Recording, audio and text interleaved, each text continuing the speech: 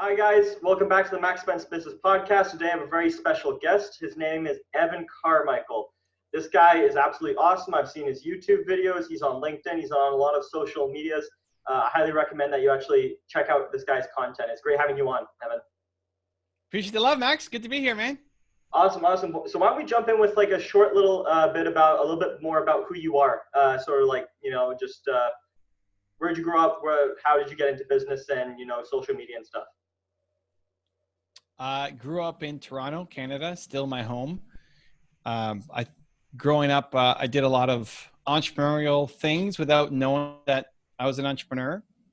So the first money I made was 10 cents when I was 5 years old. I painted a picture and sold it to my neighbor.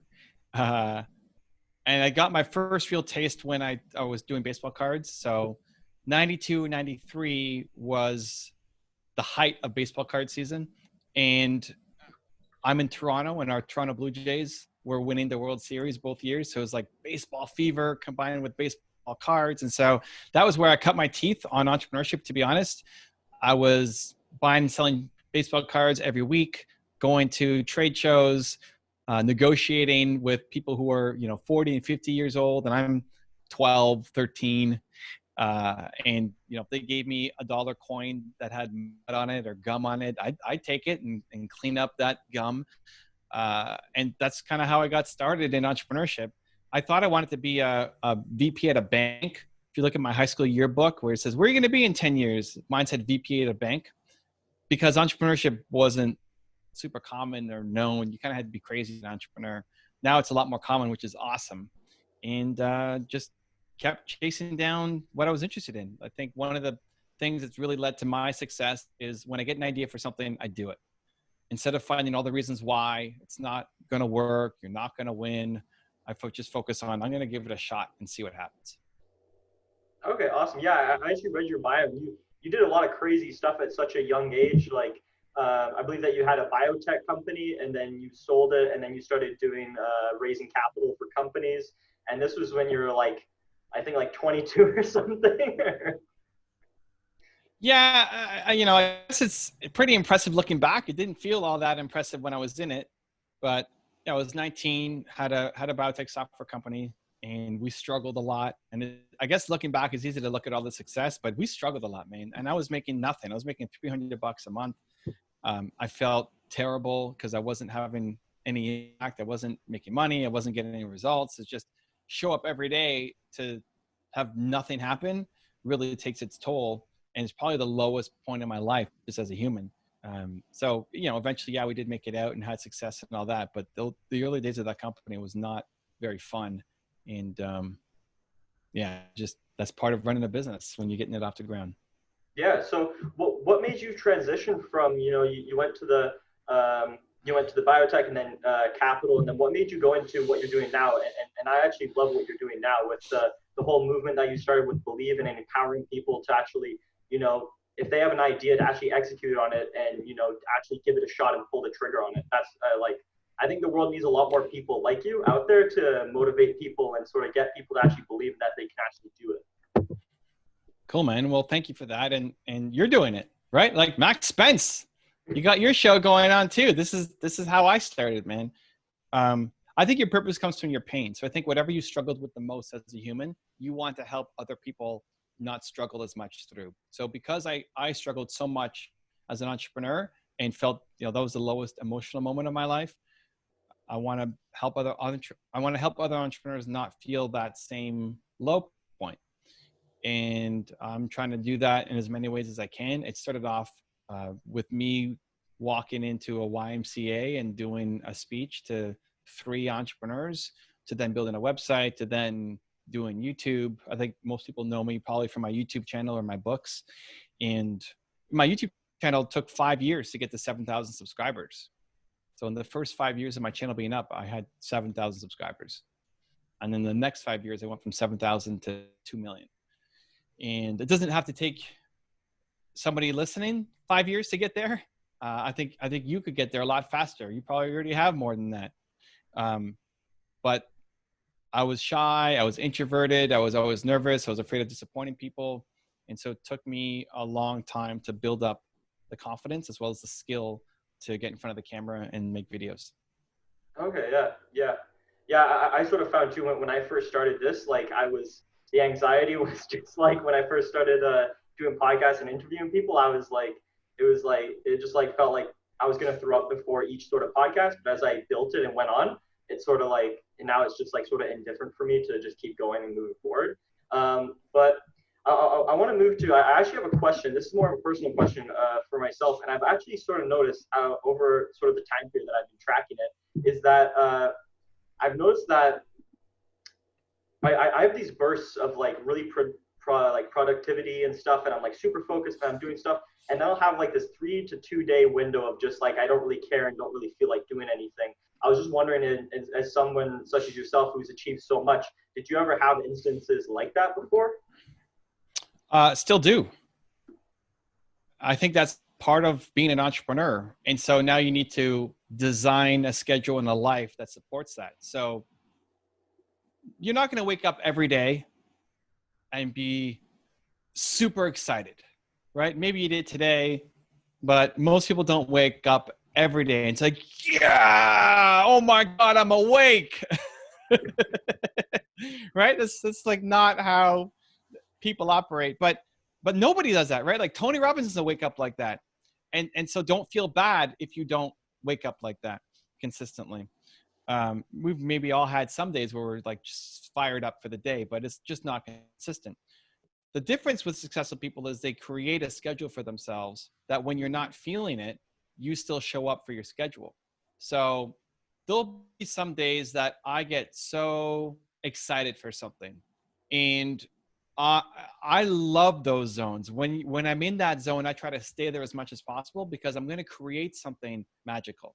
So if you get inspired by something and then you go on a 3-day binge of like, this is amazing, I'm going to work on this. I actually try to stay in that zone as long as possible, and I'll push other things. I'll push meetings, I'll push appointments as much as possible. It may not always be doable, but I'll try to push things off so I can stay in that zone because I'm going to make something awesome. But it's an unfair expectation to always be in that zone. And so when you're not feeling it as much, you have a schedule to fall back on. So I have a schedule every day. Today, we're filming this on a Thursday. I don't know when it's going to come out on your show, but every Thursday is what I call my public facing day. So the entire day I've been doing interviews and podcasts and Skypes, and it's my day to put on my extrovert hat and spread the message. And so all day long with 5-minute breaks in between, I've just been doing shows. And that's my schedule that I fall back on, right? So just before you, I was doing a podcast, and just after you, I'm doing another podcast. And it's great. Crazy. And I love it. And it's of service to what I'm trying to go off and do. If I was in the zone on something and it was really important, I might have postponed to say, I really need to focus on this. Let's find a way to make it out to max because I really need to stay in my zone. But otherwise, I have my schedule to fall back on. So having a flexible enough schedule, this is why being an entrepreneur is great, because you ultimately get to dictate how you're spending your time. When you're in your zone of genius, then you try to stay there as long as possible. But when you're not, you still have a schedule so that you don't have 3 days go by of not doing anything, relaxing, watching Netflix, like being unproductive. And it starts with just having the expectation that that's going to happen.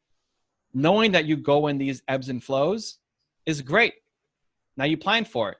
When you're feeling motivated, you go off and do that project. And when you're not, you have your calendar to fall back on. Oh, okay. Yeah, that is some pretty good advice. So that's how you would say to be consistent is like pretty much, like if you have a job, you're like, it doesn't matter if like Monday through Friday, it doesn't matter if you don't feel like it, you're waking up and doing it. The only thing is like when you're, let's say at the beginning of entrepreneurship and stuff like that, you can sort of, there's nobody else that's really relying on you, let's say, unless, you got to like do capital and stuff like that. But let's say there's nobody really relying on you, then you can sort of be like, oh, well, I'll push that and I won't really do that. And you're saying that really having that schedule and keeping that is sort of like your work schedule to be very consistent. Yeah. So yeah. Yes. Staying consistent with yourself is really hard. So when you have a boss, when you're in a job, you have a boss. If you don't show up for work, guess what? You're going to get called on. He's going to yell at you. You're in trouble, right? So you show up because you don't want to let somebody else down. But we'll let ourselves down too much. We don't show up for ourselves. we're not as hard on ourselves as we need to be. So, and just think about it, like you'll show up for your boss that you may not even like, but you won't show up for yourself on the things that you say are important. It's crazy. So definitely having a schedule that maps to your ambition, that if you got these things done, you move closer to your goals. Now, if it's happening every day, if you're doing your podcast and you're feeling bored by it, or you're not excited for the interview that's going to come up, if that's a one-off, then you stick to your schedule and you do it and you show yourself, I'm Max Spence and I follow through on what I say I'm going to do. But if that's happening every interview, then you have to change something up. Like then your life is broken. If every interview you're doing, you're not pumped for it, and you're always feeling like you have to motivate yourself, you're probably doing the wrong thing and have to move on and go do something else. Yeah, I 100% agree with that as well. Yeah. So I actually want to know, because I saw that on reading your profile, that you keep a bag of Doritos in front of you. That's probably very common. Well. So this is a giant bag, right? Like it's in the background, but this is huge. This is a big bag of Doritos. So I'll put this back here. I have a strategy called, you're asking why I have it? Yeah. Yeah. So I've got a strategy called Dan the Doritos. People ask me, am I sponsored by Doritos? I'm like, no, I don't think they'd ever want to sponsor me, because that bag, I want to eat it every day. I walk in, I see that bag, even just thinking about it makes my mouth water right now. And we went and got like the biggest size bag, because it's a reminder every day that I'm stronger than the Doritos. And I think it's important to do things that make you feel better about yourself, that show you that you're strong. So when people are on a diet, and I'm not, on a fasting kind of diet, but I want to stay healthy. And so when you're on a diet, when you're trying to stay healthy, the common advice is what? Get rid of the junk food from your house. Take it all out, right? Just don't be tempted. In my head, at least for me, and I'm a weird duck, so maybe this works for others, maybe it doesn't, but I think that's making me weaker. I think I'm telling myself, I am not capable of being in the same room as Doritos. I suck. Where I think as a first step, maybe that's okay. Like if you break your leg, you're on crutches, awesome. But the goal is to walk again. The goal is to run again, to not have crutches for life. Because what happens when you get rid of the junk food from your house, you've taught yourself you're not strong enough. That you're reinforcing that behavior. I'm not strong enough. What happens when you go on vacation? What happens when you go on a cruise ship? What happens when you go to an all-inclusive resort? What happens when there's an office party or something? You see the food, you know you're not strong enough, and then you just stuff your face. And so I want to teach myself that I am strong enough and that I do difficult things. And so my version of that is the Doritos. And I've had people now take that and apply it to their life in different ways. A friend of mine was trying to cut sugar out of his coffee, and it's his morning coffee. And initially he was going to get rid of the sugar from his house, but instead he took the coffee and had a little saucer cup for it. And he took 2 packs of sugar. Those are like terrible ones. And he put it on the saucer, and he just drank the coffee while looking at the sugar. And his wife thought he was nuts, but he felt amazing. He felt amazing because now he's showing himself that he's strong enough that he doesn't have to take the sugar. And I think showing yourself that you do difficult things is the greatest thing that you can do for your self-confidence, for your self-love, for your self-respect. So my strategy is called Dan the Doritos, because I'm stronger than the Doritos, not the other way around. I love that, and I sort of want to touch on that a little bit more. So use that as sort of like that. That's your sort of like mental toughness, the sort of mental strength exercise that you have with yourself to sort of train yourself to have a little bit more mental toughness to go and do stuff. What other exercises do you use to sort of increase, train your sort of mental capacity to, endure more stress, endure more, problems? Because entrepreneurship is literally just putting out fires every single day. Yeah. So, I mean, food is a great one. If I'm at somebody's party, if you invited me over and you're cooking something amazing and I don't want to eat it. I mean, I want to eat it, but I don't want to eat it. What I'll do is I'll go up to it, smell it, and then give it back. And just the pat on the back that I'm experiencing in my head while that's happening is hard to explain. Like how great that feels to really want it, to bring it right up next to you and then hand it back. I think it's fantastic. What else? Scary, difficult, or hard. If I say those words, that means I have to do it. So if you said, "Hey, Evan, you should do this," and I said, "I would, but it's just too hard." Oh, shoot, I said it. Okay, now I got to do it. Like it's not a good enough reason, because your life, your greatest life, everything you want out of life is on the other side of scary, difficult, and hard. So if you say it, if you write it, if you think it, then you have to do it, just because. And I have people around me who will catch me to say, "Hey, you said it. You said scary. You said you're scared." It's like, oh, shoot. Okay, now I got to go do it. Right? And the other one is what I call the boom, boom, boom test, which is when your heart's beating, when your heart's going boom, boom, boom, boom, boom, boom. So scary, difficult, or hard is a cognitive one where you're thinking, you're saying it, it's verbal. This one is more, you're feeling it, when your heart's beating. Also typically a sign that you have to go do it. Like that is the physical manifestation of you being afraid. And so if you're thinking, I want to go ask whoever to be on your podcast, and your heart starts, now you have to go. You have to go out. Whether it works or not, whether they say no, maybe you call them up or you DM them and they say, "I hate you. Never talk to me again, Max, ever. You're terrible as a human." Great. I'm still rewarding myself for doing the effort of trying to make that happen, right? So it's tying your self-worth to the attempt, not to whether it happened or not. Because if you just do things that you know how to do, you'll hate your life. You're just photocopying the same day over and over and over and over again. If you're willing to jump out and be afraid and do those difficult things, that's where the greatness lies. So this is where most of the world is really stuck, is that you know you're capable of more. You know you want more, and you know you could do more. You know that this version of your life is not where you want to be, that you want to be way up here, but you're afraid to do the next step to get there. And it's like having your foot on the gas and a brake at the same time. And so I'm trying to find ways, like the end of Doritos, like scary, difficult, hard, like the boom, boom, boom test, to push myself out of the comfort zone to go off and achieve the greatness. Okay, yeah, I like that as well. So I know that we only got a couple more minutes left here, but I want to run through a couple other things.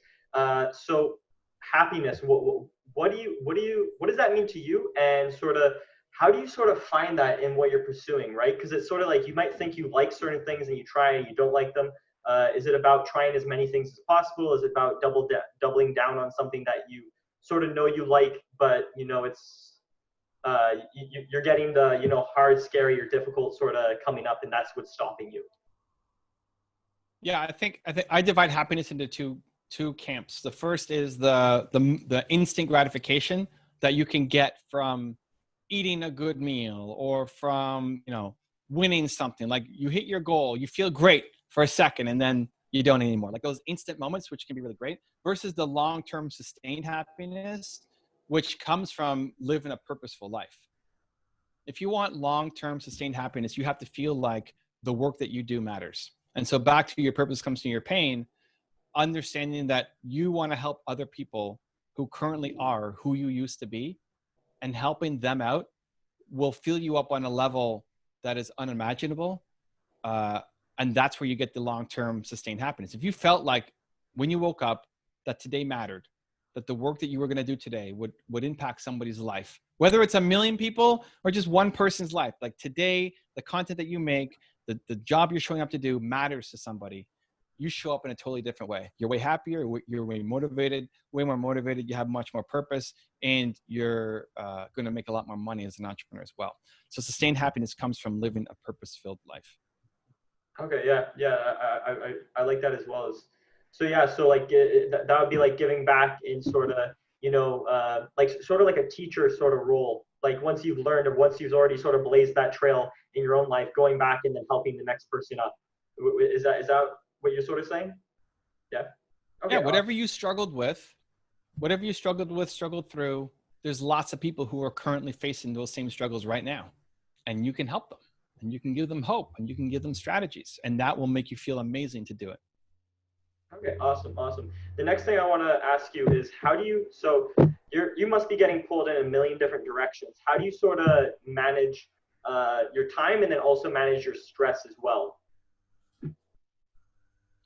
Yeah. So super quick because I know we got to go, but time is scheduling things. So Thursday is my public facing day. So I'm doing all my interviews and podcasts and hangouts, and some people that works and some people it doesn't. Like if you didn't agree to do a Thursday, this may not have happened because Thursday is your whatever swimming day or something. I don't know. So that plays well because I have different days for different things. And then stress comes down to doing work that you love. So I love my days, not every moment of every day. You know, like if my microphone breaks or my camera is out of focus or I fall off my trampoline or something, right? Like stuff's going to happen every day that you don't love, but net, you love it. Where if I was an accountant, I would hate my life and be stressed out constantly because I don't like doing accounting, but I like doing this. So this isn't stressful for me. This is fun for me. But for somebody else, it'd be the most stressful thing of all time. So the things that are causing you deep stress would highly question whether you should even be doing those things or if there's something better for you that you want to chase down. Okay, awesome, awesome. Yeah, and do you have any more time at all, or is this are you out of time right now, or do you have? Yeah, I got like 1 minute. 1 minute. All right, awesome. Is there anything What else do you got? want to add or say anything or leave us with anything? I would just say make it count. Like make today count. Like today matters. Today matters. If you got any inspiration from this, if you liked anything that Max has done before, make today count. Don't say Monday. Don't say on my birthday. Don't say next year, January 1. Don't say next month. Don't say in the fall. Like today, right now, today, you have a chance to go and make this matter. Create something that you're proud of. Go into every day thinking, I want to make something that my grandkids are going to see. And you may not make that every day, but if that's your intention every day, you're gonna live an extraordinary life. Okay, awesome. Well, thank you very much for coming on the show. Where can people find out more about you and what you do? Just look for Evan Carmichael, wherever you are. I'm probably hanging out there. All right, awesome. Thank you, Evan. It's been a pleasure. Cool. Thank you, Max. Love your energy.